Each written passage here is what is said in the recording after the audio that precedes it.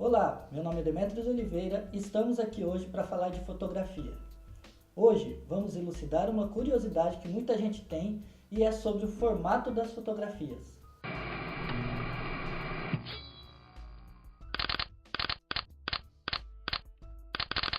Certa vez estava dando uma aula sobre câmara obscura e durante a minha demonstração do funcionamento de um dos alunos me pergunta: professor, como pode uma lente ser redonda e a foto sair quadrada? Então vamos lá. Para explicar isso, tenho que falar basicamente como funciona uma câmera fotográfica. A câmera fotográfica é um dos dispositivos que, através da captura de luz e de um processo de refração, gera uma imagem da qual está contraposta a ela. As câmeras fotográficas analógicas, digitais, filmadoras e até celulares dos dias de hoje são advindos de uma experiência científica atribuída ao francês Joseph Nicéphore Niepce. Mas, paralelamente a Niepce, outros inventores, pesquisadores, também vinham descobrindo a fotografia. Em 1827, Niepce demorou mais de 8 horas para conseguir fazer a primeira fotografia. Basicamente, era uma caixa preta com um orifício, um buraco. Por esse buraquinho, entra a luz que gera a imagem fotográfica na parede oposta ao buraco. Hoje, com a evolução fotográfica, usamos um conjunto de lentes, chamado objetiva, à frente deste buraco.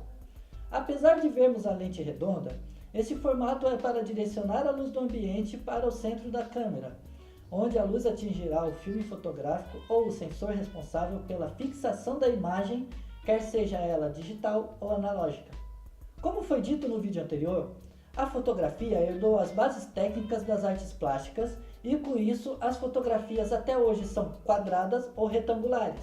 Mas observe essas fotografias antigas, como elas têm uma moldura em formato oval ou redondo. Alguns fotógrafos trabalhavam um pouco mais o produto antes de entregar aos seus clientes devidamente emoldurados e, com isso, foi adotado o formato quadrado nas fotografias, pelo fato da moldura quadrada ser mais fácil de se produzir e assim mais barata que a do formato redondo ou ovalado, levando ao fotógrafo da época a preparar suas fotografias usando toda a área do papel sensível à luz na revelação. A fotografia analógica é aquela do filme fotográfico, aquele que você tinha que revelar ou mandar revelar. Demorava uns dias para ficar pronto e você ver se sua foto ficou boa ou não. Hoje temos a fotografia digital e câmeras que quase faz todo o trabalho por você. E a garantia que você terá uma foto boa com um resultado instantâneo no visor da sua câmera. As câmeras fotográficas digitais têm um mecanismo, um sensor dentro do corpo da câmera. Ele possui um formato retangular. Mas para se produzir uma boa fotografia, é necessário conhecer as funcionalidades de uma câmera fotográfica.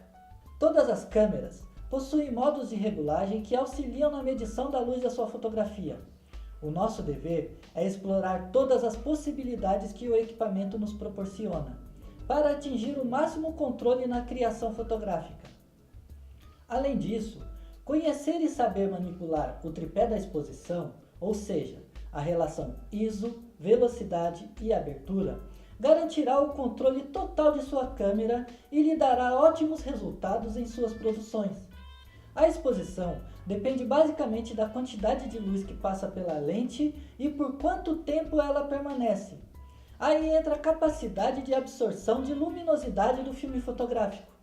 Recapitulando então, a velocidade do obturador, que é o tempo em que o filme é exposto à luz, a abertura do diafragma da câmera, que é a quantidade de luz que entra, e a sensibilidade do filme, ou sensor em sua câmera.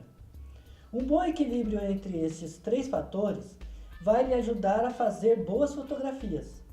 No anel da lente, temos os números para indicar estas aberturas. As regulagens aparecem da maior para a menor abertura. Um valor menor do diafragma indica uma abertura maior. Mais luz, mais claro a fotografia. Em contrapartida, um valor maior indica uma abertura menor. Menos luz, mais escura a fotografia.